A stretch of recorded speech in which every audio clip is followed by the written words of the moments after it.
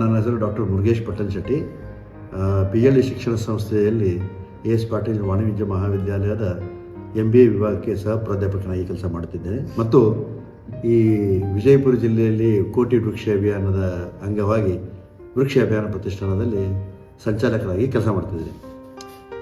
ಇವತ್ತಿನ ಈ ಒಂದು ವಿಡಿಯೋ ಮುಖಾಂತರ ತಮಗೆಲ್ಲರಿಗೂ 2016ರಲ್ಲಿ ನಡೆದ ಒಂದು ಕೋಟಿ ವೃಕ್ಷ ಅಭಿಯಾನದ ಬಗ್ಗೆ ತಮ್ಮೆಲ್ಲರಿಗೆ ಮಾಹಿತಿ ತಿಳಿಸಲು ಇಚ್ಛಿಸುತ್ತಿದ್ದೇನೆ.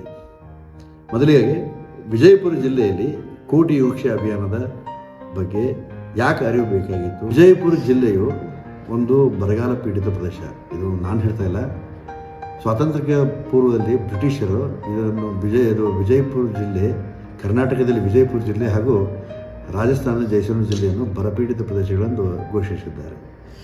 ಈ ಬರಪೀಡಿತ ಪ್ರದೇಶ ಪಟ್ಟವನ್ನು ಕಳೆಯಲು 2016ರಲ್ಲಿ ನಮ್ಮ ಅಂದಿನ ನೀರಾವರಿ ಸಚಿವರು ಹಾಗೂ ವಿಜಯಪುರ ಜಿಲ್ಲೆಯ ಉಸ್ತುವಾರಿ ಸಚಿವರು ಒಂದು ಸಭೆಯನ್ನು ಕರೆದರು. KDP ಸಾಮಾನ್ಯ ಸಭೆ ಇರುತ್ತೆ. ಸಭೆಯಲ್ಲಿ ಪ್ರಗತಿಗಳನ್ನು ಪರಿಶೀಲಿಸುತ್ತಾರೆ. ಆ ಪರಿಶೀಲಿಸುವ ಸಮಯದಲ್ಲಿ ಏನಪ್ಪ ಅಂದರೆ ಅರಣ್ಯ ವಿಭಾಗದ ಪರಿಶೀಲನೆ ಮಾಡುವ ಒಂದು ವೇಳೆಯಲ್ಲಿ ಅವರು ಕೇಳಿ ವಿಜಯಪುರ ಜಿಲ್ಲೆಯ ಅರಣ್ಯದ ಬಗ್ಗೆ ಸ್ವಲ್ಪ ಪ್ರಗತಿಯನ್ನು ನಮಗೆ ತೋರಿಸಿ ಏನೇನಿದೆ. ಆವಾಗ ಏನಪ್ಪ ಅಂದ್ರೆ ಅರಣ್ಯ ಅಧಿಕಾರಿಗಳು ಈ ನಮ್ಮ ಜಿಲ್ಲಾ ಉಸ್ತುವಾರಿ ಸಚಿವರಲ್ಲಿ ಏನು ಹೇಳಿದಾರಪ್ಪ ಅಂದರೆ, ಸರ್ ವಿಜಯಪುರ ಜಿಲ್ಲೆಯಲ್ಲಿ ಅರಣ್ಯದ ಪ್ರತಿಶತ ಬರೀ 0.17 ಇದೆ ಸರ್ ಅಂತ ಹೇಳಿದರು. ಇಲ್ಲ ನೀವು ಇನ್ನೊಂದ್ಸಲ ಚೆಕ್ ಮಾಡ್ಕೊಂಬರ್ರಿ, ಸಮಗ್ರವಾದ ಮಾಹಿತಿಯನ್ನು ಕಲೆಕ್ಟ್ ಮಾಡ್ಕೊಂಡು ಬಂದು ನನಗೆ ಹೇಳ್ರಿ ಅಂತಂದಾಗ ಅವಾಗ ಮತ್ತೆ ಅವರು ಅರಣ್ಯ ಅಧಿಕಾರಿಗಳೆಲ್ಲ ಬಂದು, ಇಲ್ಲ ಸರ್ ನಾವು ಆಗಲೇ ಮಾಹಿತಿ ಕೊಟ್ಟಿದ್ದೇ ಇದೆ ಮತ್ತು ಈಗಾರು ಅದೇ ಮಾಹಿತಿ ಕೊಡ್ತಾರೆ, ವಿಜಯಪುರ ಜಿಲ್ಲೆಯಲ್ಲಿ ಅಲ್ಲಿ ಅರಣ್ಯ ಪ್ರತಿಶತ 0.17 ಇದೆ. ಗೆಳೆಯರೆ, ಒಂದು ಭೌಗೋಳಿಕ ಪ್ರದೇಶದಲ್ಲಿ ಅರಣ್ಯ ಪ್ರತಿಶತ ಒಂದು ಎಷ್ಟು ಇರಬೇಕಪ್ಪ ಅಂತಂದರೆ ಅಂದಾಜು ಒಂದು 30-33% ಅರಣ್ಯ ಪ್ರತಿಶತ ಇರಬೇಕು. ನಾವು ಆ ಭೌಗೋಳಿಕ ಒಂದು ಅಂದಾಜು ನೋಡಿದರೆ ವಿಜಯಪುರದಲ್ಲಿರೋದನ್ನು ಕಂಪೇರ್ ಮಾಡಿದರೆ ಅಜಗಜಾಂತರ ವ್ಯತ್ಯಾಸ. ಈ ಅಜಗಜಾಂತರ ವ್ಯತ್ಯಾಸವನ್ನು ಕಂಡು ಹಿಡಿದು ನಮ್ಮ ಜಿಲ್ಲೆಯ ಉಸ್ತುವಾರಿ ಸಚಿವರು ಡಾಕ್ಟರ್ MB ಪಾಟೀಲ್ ಸಾಹೇಬರು ಒಂದು ಮಹತ್ತರವಾದ ಒಂದು ಅಭಿಯಾನವನ್ನು ಚಾಲನೆ ಕೊಟ್ಟರು. 2016 ಜೂನ್ 5 ವಿಶ್ವ ಪರಿಸರ ದಿನಾಚರಣೆಯಂದು ಅವರು ಒಂದು ಎಲ್ಲ ವಿಜಯಪುರ ಜಿಲ್ಲೆಯ ಸಮಸ್ತ ನಾಗರಿಕರಲ್ಲಿ ಒಂದು ಮನವಿ ಮಾಡಿಕೊಂಡ್ರು. ಏನು ಮನವಿ ಮಾಡಿಕೊಂಡ್ರಪ್ಪ ಅಂದರೆ, ಬರುವ ಮುಂದಿನ 5 ವರ್ಷಗಳಲ್ಲಿ ವಿಜಯಪುರ ಜಿಲ್ಲೆಯಲ್ಲಿ 1 ಕೋಟಿ ವೃಕ್ಷವನ್ನು ಬೆಳೆಸಿ ಪೋಷಿಸೋಣ ಎಂತಹ ಒಂದು ಒಂದು ನಿರ್ಧಾರವನ್ನು ತೆಗೆದುಕೊಂಡು ಇದರಲ್ಲಿ ಜಿಲ್ಲಾಡಳಿತ ಹಾಗೂ ವಿವಿಧ ಸಂಘ ಸಂಸ್ಥೆಗಳು ಅನ್ನು ಭಾಗಿ ಮಾಡಿಕೊಂಡು ಒಂದು ಮಹತ್ತರವಾದ ಒಂದು ಚಾಲನೆಯನ್ನು 2016 ವಿಶ್ವ ಪರಿಸರ ದಿನಾಚರಣೆಯಂದು ಈ ಕಾರ್ಯಕ್ರಮವನ್ನು ಚಾಲನೆ ಕೊಟ್ಟರು. ಈಗ ಇನ್ನೊಂದು, ಈ ಬರಗಾಲ ಇಷ್ಟು ಇರೋಕ್ಕೆ ಕಾರಣ ಏನಪ್ಪ ಅಂದರೆ ವಿಜಯಪುರ ಜಿಲ್ಲೆಯಲ್ಲಿ ಒಂದೊಂದು ವಿಜಯಪುರ ಜಿಲ್ಲೆಯಿರುವ ಏನಂದರೆ ಸ್ಟ್ರಾಟ ಏನದಲ್ಲ, ನೀವು ಭೌಗೋಳಿಕ ಪ್ರದೇಶ ಅಲ್ಲ, ಭಾಳ ಕಲ್ಲು ಮಿಶ್ರಿತವಾದ ಭೌಗೋಳಿಕ ಪ್ರದೇಶ. ಇಲ್ಲಿ ನೀರು ಕಮ್ಮಿ. ಆಮೇಲೆ ಇನ್ನೊಂದು ಏನಪ್ಪ ಅಂದ್ರೆ ವಿಷಯ ತಮ್ಮೆಲ್ಲರಿಗೂ ಬಿಟ್ಟಿರ್ಬೇಕಾದ್ರೆ, ಅವಿಭಾಜ್ಯ ವಿಜಯಪುರ ಜಿಲ್ಲೆಗೆ ವಿಜಯಪುರ ಮತ್ತು ಬಾಗಲಕೋಟೆ ಜಿಲ್ಲೆ ಯಾವಾಗ ವಿಭಜನೆ ಆಯ್ತಲ್ಲ ಆವಾಗ ಹೆಚ್ಚಿನ ಪ್ರಮಾಣದ ಅರಣ್ಯ ಬಾಗಲಕೋಟೆ ಕೈಪಾಲಾಯಿತು. ಈಗ ನಮ್ಮ ಕಡೆ ಉಳಿದುಕೊಂಡಿರೋ 0.17 ನಾವು ಹೇಗೆ ಅದನ್ನು ಹಸಿರೀಕರಣ ಮಾಡಲು ಮುಂದಾಗಬೇಕೆಂದು ವಿಚಾರ ಮಾಡಿದ್ವಿ. ಆವಾಗ ನಾವು ತೋಚಿದ್ದೇನಪ್ಪ ಅಂತಂದರೆ, ಎಲ್ಲಿ ಗಿಡಗಳನ್ನು ನೆಡಬಹುದು, ಯಾವ ಜಾಗಗಳು ರೋಡ್ ಸೈಡ್ ಆಗಿರ್ಬೋದು ಅಥವಾ ಶಾಲೆ ಕಾಲೇಜುಗಳಾಗಿರ್ಬೋದು, ಮಂದಿರ ಮಸೀದಿಗಳಾಗಿರ್ಬೋದು ಅಥವಾ ಸ್ಮಶಾನಗಳಾಗಿರ್ಬೋದು ಅಥವಾ ಮಠಗಳಾಗಿರ್ಬೋದು, ಎಲ್ಲಿ ಜಾಗ ಸಿಗ್ತದೆ ಅಲ್ಲಿ ಜಾಗದಲ್ಲಿ ಗಿಡ ಹಚ್ಚುವಂಥ ಒಂದು ಮೊದಲ ಕಾರ್ಯಾಚರಣೆ ಏನಪ್ಪ ಅಂತಂದರೆ ಒಂದು ಗಿಡ ಹಚ್ಚುವ ಸ್ಥಳಗಳು. ಇನ್ನೊಂದೇನಪ್ಪ ಅಂದರೆ, ಈ ಗಿಡ ಹಚ್ಚುವ ಸ್ಥಳಗಳನ್ನು ನೋಡಿದ ನಂತರ ಎಲ್ಲಿಂದ ಗಿಡಗಳನ್ನು ನಾವು ಸಸಿಗಳನ್ನು ಸೋರ್ಸ್ ಮಾಡಬೇಕು, ಅಂದರೆ ಎಲ್ಲಿಂದ ಸಸಿಗಳನ್ನು ಕೊಡಲಿಸಬೇಕು.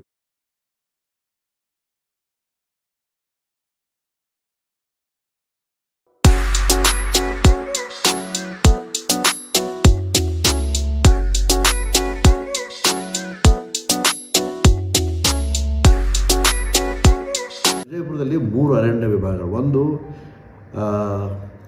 ಸಾಮಾಜಿಕ ಅರಣ್ಯ ಇಲಾಖೆ, ಪ್ರಾದೇಶಿಕ ಅರಣ್ಯ ಇಲಾಖೆ ಹಾಗೂ ಆಲ್ಮಟ್ಟಿ KBJNLದ ಒಂದು ಅರಣ್ಯ ವಿಭಾಗ.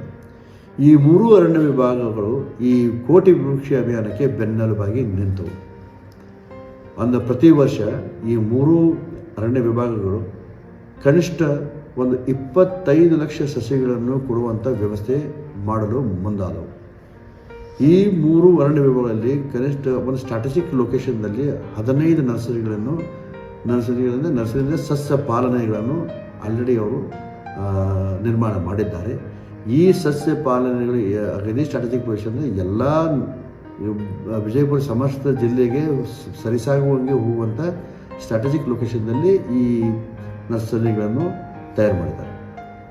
ಮತ್ತು ಇನ್ನೊಂದು ಏನಪ್ಪ ಅಂತಂದ್ರೆ ನಮಗೆ ಒಂದು ದೊಡ್ಡ ಖುಷಿ ಏನಕ್ಕೆ ಆವಾಗ ನೀರಾವರಿ ಸಚಿವರಾಗಿದ್ದ ಎಂ ಬಿ ಪಾಟೀಲ್ ಸಾಹೇಬರು ವಿಶೇಷ ಅನುದಾನವನ್ನು ಕಲ್ಪಿಸಿ KB ಜನರಲ್ ಅರಣ್ಯ ವಿಭಾಗದಲ್ಲಿ ಪ್ರತಿ ವರ್ಷ 10 ಲಕ್ಷ ಸಸಿಗಳನ್ನು ಬೆಳೆಯುವಂಥ ಅನುಗುಣವಾಗಿ ಅನುದಾನವನ್ನು ಕೊಡಿಸಿದರು. ಈ ಅನುದಾನದಲ್ಲಿ ನಾವು ನಿಮ್ಗೆ ಹೇಳ್ಬೇಕಂದ್ರೆ KB ಜನರಲ್ ಅವರು ಪ್ರತಿ ವರ್ಷ 10 ಲಕ್ಷ ಸಸಿ ಮತ್ತು ಇವು 10 ಲಕ್ಷ ಸಸಿ ಅಂದರೆ ರೈತರಿಗೆ ಯಾವ ಬೇಕಾಗಿಲ್ಲ ಅದೇ ಸಸಿಗಳನ್ನು ತಯಾರು ಮಾಡುವಂತೆ ಒಂದು ನಿರ್ದೇಶನದಿಂದ ಇವೆಲ್ಲ ಸಸಿಗಳನ್ನು ಸಸ್ಯ ಪಾಲನೆಯಲ್ಲಿ ಬೆಳೆಸಿದರು. 184 ವಿವಿಧ ಜಾತಿಯ ಸಸಿಗಳು.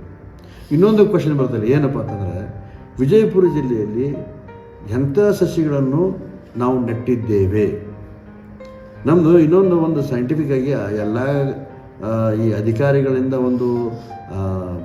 ಸಲಹೆ ಸೂಚನೆಗಳನ್ನು ತಗೊಂಡು ವಿಜಯಪುರ ಜಿಲ್ಲೆಯ ಮಣ್ಣಿಗೆ ಅನುಗುಣವಾಗುವಂಥ ಸಸಿಗಳನ್ನಷ್ಟೇ ನಾವು ಈ ಕೋಟಿ ವೃಕ್ಷ ಅಭಿಯಾನದಲ್ಲಿ ಹಮ್ಮಿಕೊಂಡಿವೆ. ಅದರಲ್ಲಿ 184 ವಿವಿಧ ಜಾತಿಯ ಸಸಿಗಳು, ಅದರಲ್ಲಿ ಅರಣ್ಯ ಸಸಿಗಳ ತಳಿಗಳು ಬಂತು. ಅಥವಾ ಈ ನಾವು ವಿಜಯಪುರ ಜಿಲ್ಲೆಯಲ್ಲಿ ನೋಡ್ಬೋದು ಯಾವುದಪ್ಪ ಅಂದ್ರೆ ಅಗದಿ ಫೈಕಸ್ ಜಾತಿ ಸಸಿ ಇರ್ತವೆ. ಯಾವ ಆಲ, ಅರಳಿ, ಬಸರಿ, ಹೊಂಗೆ, ಬೇವು, ಹಿಂಗೆ ಸಾಕಷ್ಟು ವಿವಿಧ ಜಾತಿಯ ಸಸಿಗಳನ್ನು ನಾವು ನೆಡಲು ಈ ವೃಕ್ಷ ಅಭಿಯಾನದ ಮುಖಾಂತರ 2016ರಲ್ಲಿ ಶುರು ಮಾಡಿದ್ವಿ.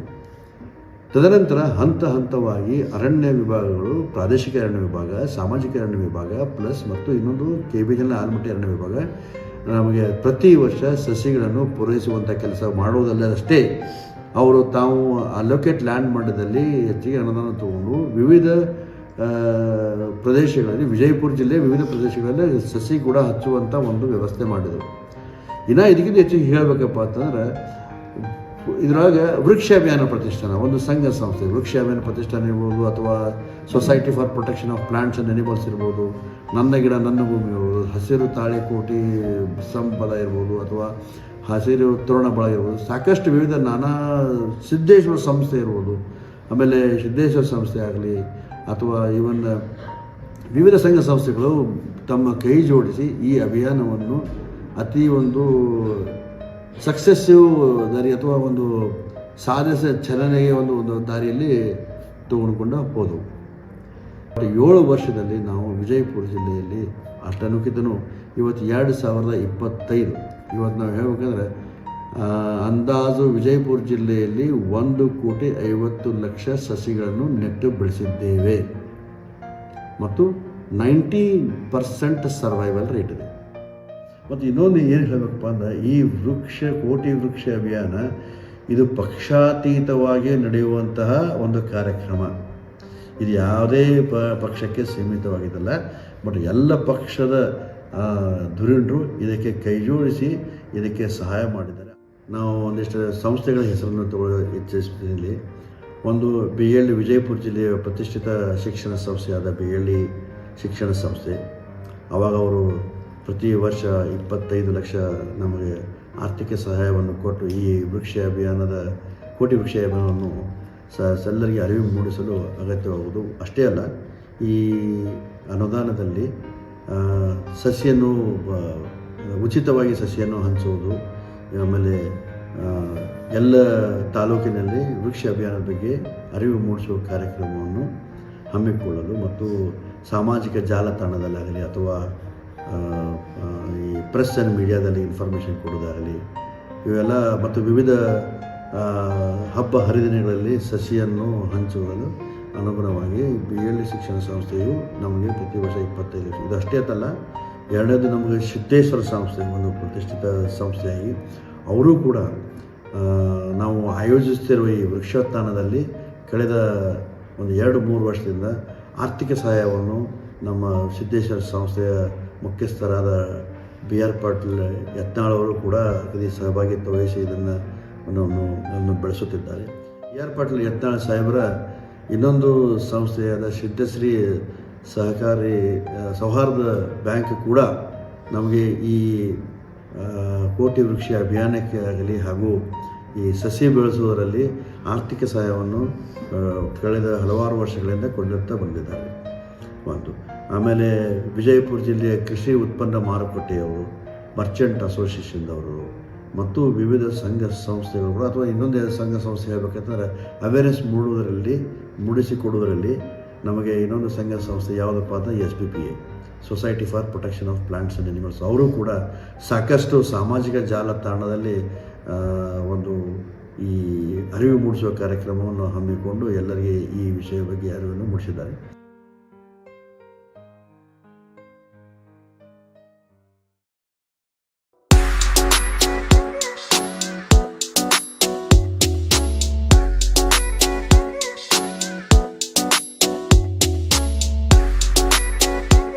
ತದನಂತರ ಈ ಅಭಿಯಾನವನ್ನು ಎಲ್ಲರಿಗೆ ಮುಟ್ಟಿಸಲು ವೃಕ್ಷ ಅಭಿಯಾನ ಪ್ರತಿಷ್ಠಾನ ವಿವಿಧ ಒಂದು ಕಾರ್ಯಕ್ರಮವನ್ನು ಹಮ್ಮಿಕೊಂಡಿದೆ. ಅವು ಕಾರ್ಯಕ್ರಮಗಳು ಯಾವಪ್ಪ ಅಂದ್ರೆ ಒಂದನೇದಪ್ಪ ತಮ್ಮ ಹುಟ್ಟುಹಬ್ಬದ ದಿನದಂದು ಒಂದು ಗಿಡವನ್ನು ನೆಡೆಯಿರಿ ಅಥವಾ ಗಿಡವನ್ನು ಯಾರಿಗಾಗಿ ಒಂದು ಗಿಫ್ಟ್ ಆಗಿ ಕೊಡ್ರಿ ಅಥವಾ ಗಿಡವನ್ನು ದತ್ತು ತಗೊಳ್ಳೋದು. ಇವು 3 ಉದ್ದೇಶದಿಂದ ತಾವು ಯಾವಾಗ ಬರ್ತಡೇ ಮಾಡಿರಿ, ನೀವು ಕೇಕ್ ಕಟ್ ಮಾಡೋಕ್ಕೆ ನಾವೇ ನಿಮ್ಮ ಅಡ್ಡಿಪಡಿಸಲ್ಲ. ಬಟ್ ಅದ್ರ ಜೊತೆಗೇನು ನಿಮ್ಮ ಹುಟ್ಟುಹಬ್ಬದ ದಿನದಂದು ದಯವಿಟ್ಟು ಒಂದು ಗಿಡವನ್ನು ನೆಡೆಯಂತ ಅದು ಒಂದು ಕಾರ್ಯಕ್ರಮ ಮಾಡಿದ್ವಿ.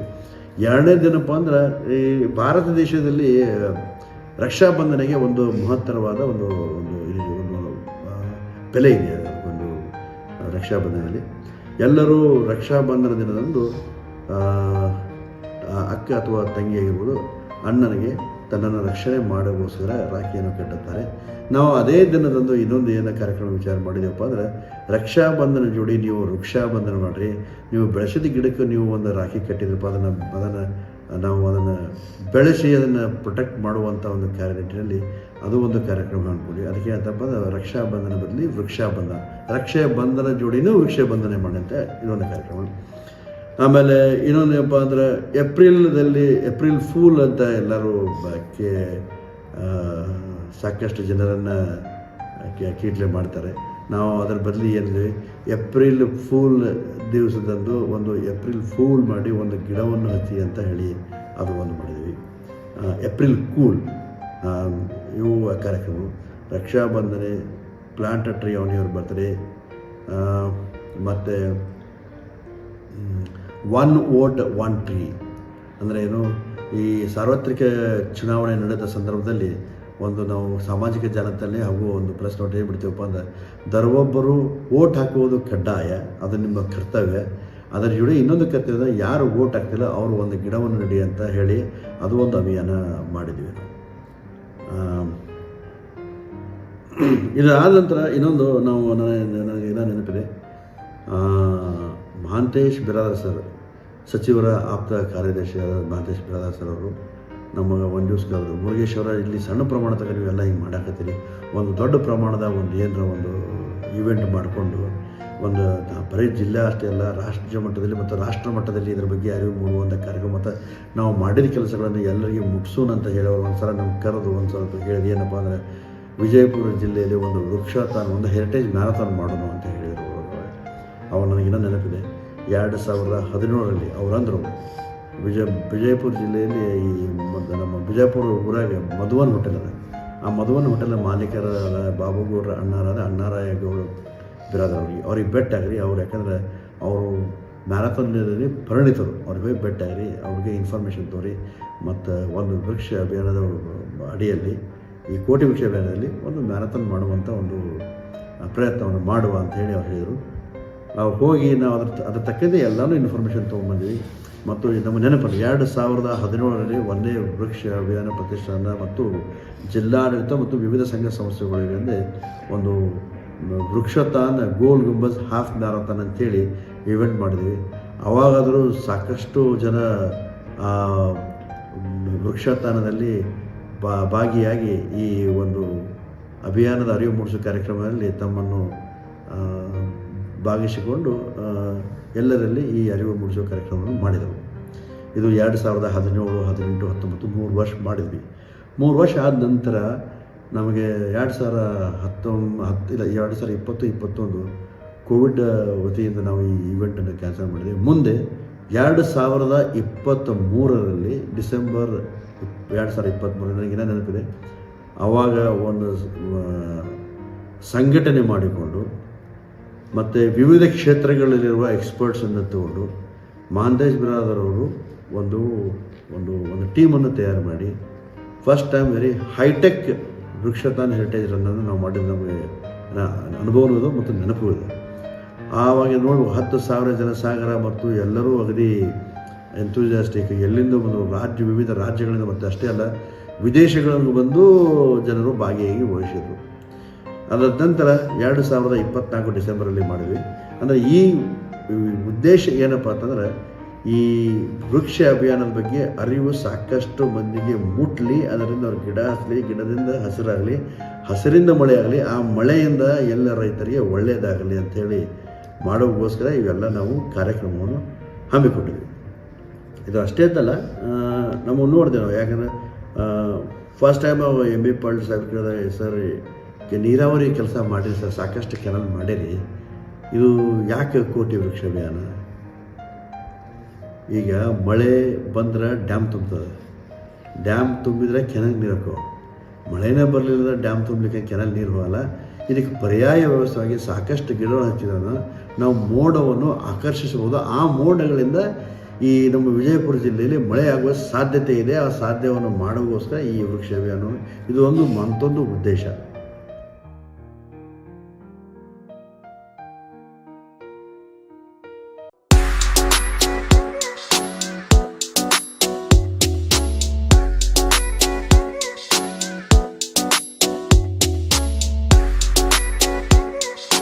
ಈ ವಿಜಯಪುರ ಜಿಲ್ಲೆಯಲ್ಲಿ ಇಲ್ಲಿಯವರೆಗೆ ನಾವು ಹೇಳಿದ್ವಿ 1,50,00,000 ಗಿಡಗಳನ್ನು ಬೆಳೆಸಿ ಅವನ ಪಾಲನೆ ಪೋಷಣೆ ಮಾಡ್ತಾಯಿದ್ವಿ.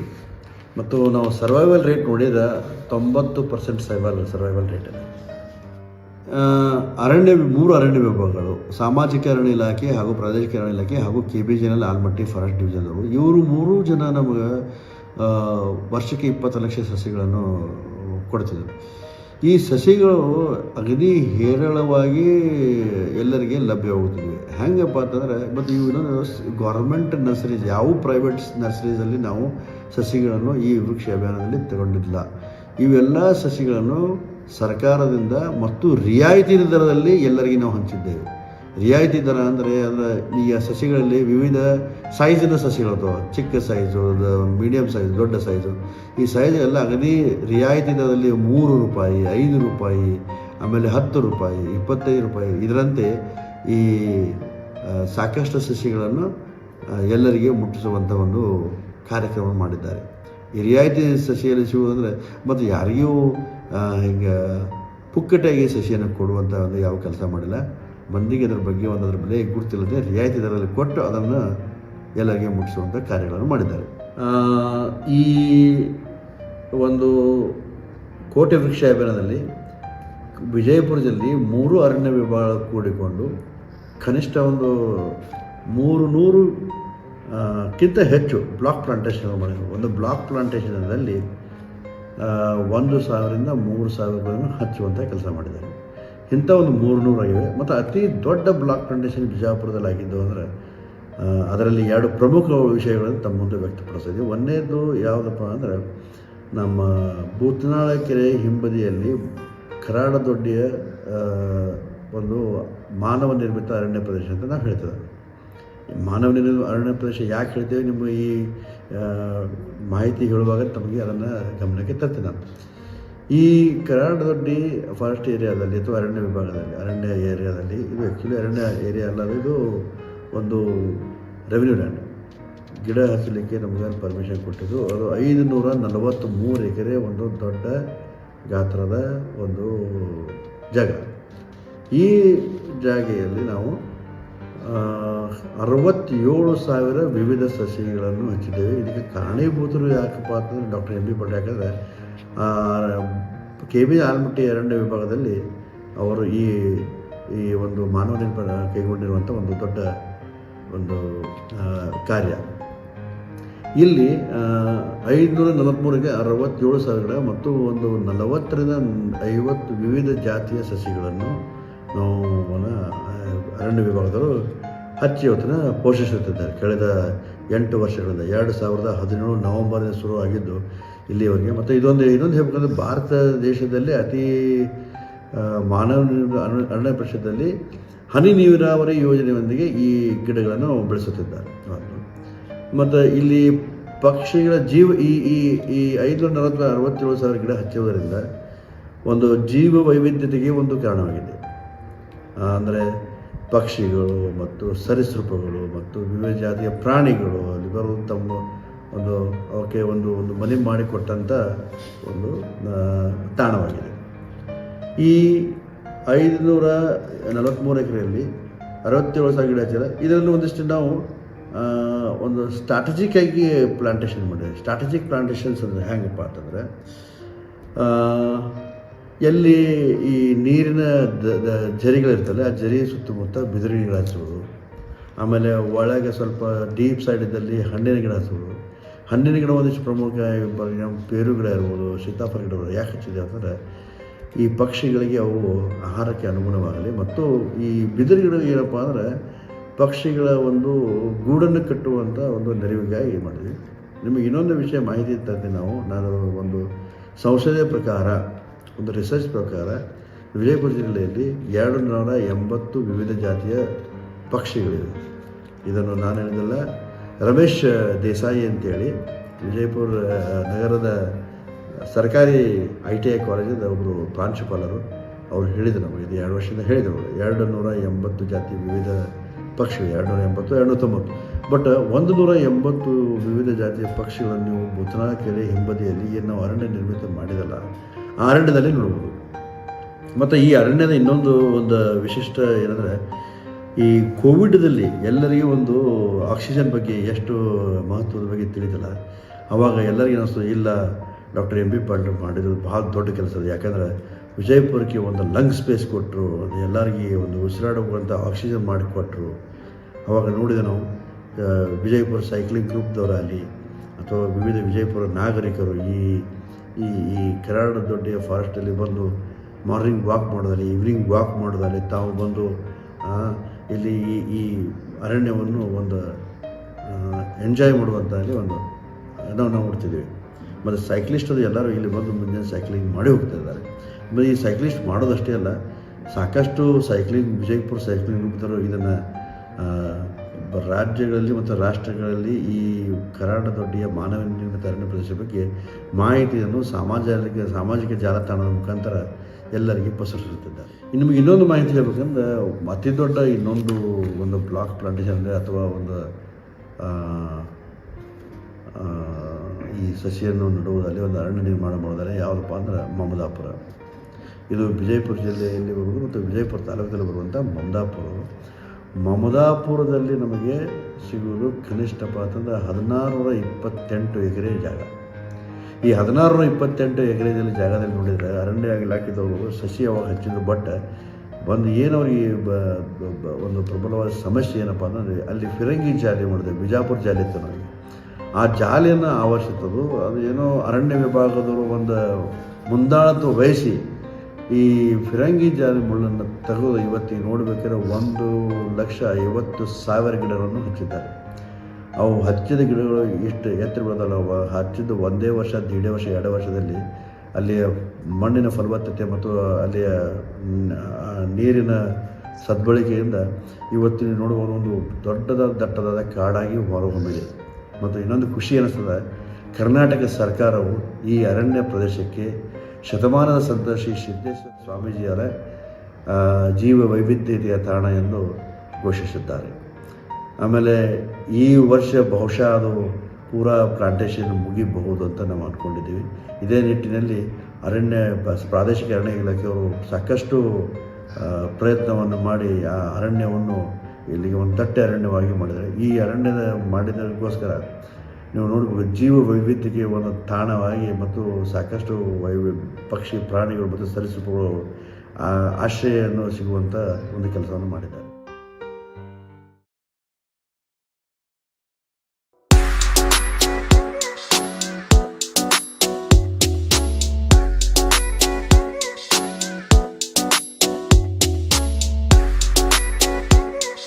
ಈ ಎರಡು ಅತಿ ದೊಡ್ಡ ನಾವು ಇದು ನೋಡಿದೆವು ಅಭಿಯಾನಗಳು. ಒಂದು ಮಮದಾಪುರ ಅರಣ್ಯ ಇಲಾಖೆ ಇರುವುದು, ಒಂದು ವಿಜಯಪುರ ನಗರದಲ್ಲಿ ಕರಾಡದಡ್ಡಿ ಪ್ರದೇಶದಲ್ಲಿ ಒಂದು ಮಾನವ ನಿರ್ಮಾಣ ಅರಣ್ಯ ಪ್ರದೇಶಕ್ಕೆ.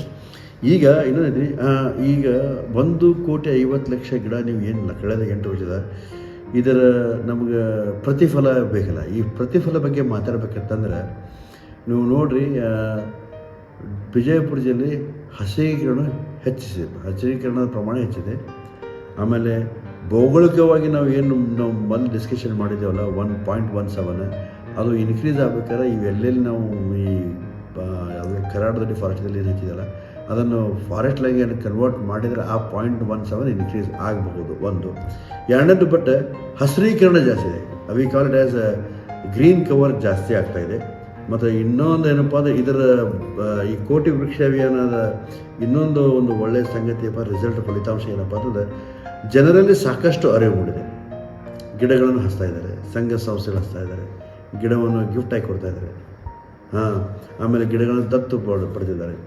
ಆಮೇಲೆ ಎರಡನೇದು ಇನ್ನೊಂದು ಏನಪ್ಪ ಅಂದ್ರೆ ಈ ಹಸಿರೀಕರಣದಿಂದ ನಾವು ಈ ತಾಪಮಾನ ಬಗ್ಗೆ ಏನು ಮಾತಾಡ್ತಾರೆ, ಬಿಜಾಪುರದ ಬೇಸಿಗೆಯಾಗಿ ನೋಡಿದ್ರೆ 42 ಡಿಗ್ರಿ ತನಕ ಹೋಗ್ತದೆ. ಈ ಗಿಡ ಹಚ್ಚೋದ್ರಿಂದ ಈ ತಾಪಮಾನದಲ್ಲಿ ಒಂದು ಸ್ವಲ್ಪ 1 ರಿಂದ 3 ಡಿಗ್ರಿ ಸೆಲ್ಸಿಯಸ್ ಕಡಿಮೆ ಆಗಿದ್ದವು ನಾವು ನಿದರ್ಶನವಿದೆ. ಇದು ಅಷ್ಟೇ ಅಲ್ಲ, ಈ ದೇಶದಲ್ಲಿ ಏರ್ ಕ್ವಾಲಿಟಿ ಇಂಡೆಕ್ಸ್ ಬಗ್ಗೆ ಮಾತಾಡಿದರು. ನಾವು ಒಂದು ಪತ್ರಿಕೆಯಲ್ಲಿ ನೋಡಿದ್ವಿ, ನಮ್ಮ ಭಾರತ ದೇಶದಲ್ಲಿ 3ನೇ ಸ್ಥಾನ ಪಡೆದ ವಿಜಯಪುರ ಜಿಲ್ಲೆ ಏರ್ ಕ್ವಾಲಿಟಿ ಇಂಡೆಕ್ಸಲ್ಲಿ 37 ಏರ್ ಕ್ವಾಲಿಟಿ ಇಂಡೆಕ್ಸ್ ಇದೆ. ಇದು ಏನಪ್ಪ ನಿದರ್ಶನ ಏನಪ್ಪ ಅಂದರೆ ಜಿಲ್ಲೆಯಲ್ಲಿ ಹಸಿರು ಕ್ರಾಂತಿ ಒಂದು ಫಲಿತಾಂಶವನ್ನು ಕೊಟ್ಟಿದೆ. ಆಮೇಲೆ ಇನ್ನೊಂದು ಹೇಳಬೇಕಂತಂದ್ರೆ ಇದರಿಂದ ನರ್ಸರಿಗಳನ್ನು ಹೆಚ್ಚಿಗೆ ಮಾಡ್ತಾಯಿದ್ದೀವಿ. ಅಂದರೆ ಮಂದಿಗೆ ಅನುಕೂಲ ಮಾಡುವಾಗೋಸ್ಕರ ಮಂದಿಗೆ ನರ್ಸರಿಗಳ ಬಗ್ಗೆ ಸಸ್ಯ ಪಾಲನೆ ಮತ್ತು ಸಸಿಗಳನ್ನು ಜಾಸ್ತಿ ಬೆಳೆಸುವಂಥ ಒಂದು ಕಾರ್ಯಕ್ರಮ ಇದೆ. ಎವರೇಜ್ ರೈನ್ಫಾಲ್ ನೋಡ್ತಿದ್ದೇವೆ ನಾವು. ರೈನ್ಫಾಲ್ ನಾವು ಏನು ನೋಡ್ತೀವಿ ಅಂದ್ರೆ ವಿಜಯಪುರ ಜಿಲ್ಲೆ 500 ರಿಂದ 500 mm ರೈನ್ಫಾಲ್ ಆಗ್ತಿತ್ತು. ಈ ಕೋಟಿ ವೃಕ್ಷ ಅಭಿಯಾನದ ಪರಿಣಾಮವಾಗಿ ನಾವು ಇವತ್ತು 600 ರಿಂದ 650 mm ಒಂದು ಮಳೆಯ ಎವರೇಜ್ ಪ್ರತಿಶತ ನಾವು ಕಾಣ್ತಾ ಇದ್ದೀವಿ. ಇದು ಇಂಪ್ಯಾಕ್ಟ್ ಆಗಿರೋದು ನಾವು ಮಾತಾಡ್ತೀವಿ. ಇನ್ನೂ ಒಂದಪ್ಪ ಅಂದರೆ ರೇನ್ ಮೆಜರ್ಮೆಂಟ್ ಅನ್ನೋಕ್ಕಿಂತನೂ rain days also. Rain days is nothing but ಮೊದಲ ಒಂದು 20 ರಿಂದ 30 ದಿವಸಗಳ ಒಂದು ಮಳೆ ದಿವಸ ಹಾಕಿದ್ರು. ಈಗ ರೇನ್ ಡೇಸ್ ನಾವು ಈಗ ನೋಡಿದ್ರೆ 30 ರಿಂದ 40 ದಿವಸಗಳವರೆಗೆ ಒಂದು ರೇನ್ ಡೇಸ್ ಆಗ್ತಾಯಿದೆ. ಇದರಿಂದ ಏನು ಪರಿಣಾಮ ಬೀರ್ತದಪ್ಪ ಅಂದರೆ ಗ್ರೌಂಡ್ ವಾಟರ್ ರಿಚಾರ್ಜ್ ಆಗ್ತದೆ. ಬಾಯಿಗಳು, ಕೆರೆಗಳು, ಈ ಹೊಲಗದ್ದೆಗಳು, ತುಂಬಿಗಳು ಮತ್ತು ಬೆಳೆಯನ್ನು ಬೆಳೆಯೋದಕ್ಕಾಗಿ ಅನುಕೂಲವಾಗಿರ್ತದೆ. ಮತ್ತು ಇದಕ್ಕಿಂತ ಹೆಚ್ಚಿಗೆಪ್ಪ ಅಂದರೆ ಎಲ್ಲ ಜಾಗದಲ್ಲಿ ನೀರು ನಿಂದಿರ್ತದೆ. ಆ ನೀರು ನಿಂತಿರಂದ್ರೆ ರೈತರಿಗೆ ಒಂದು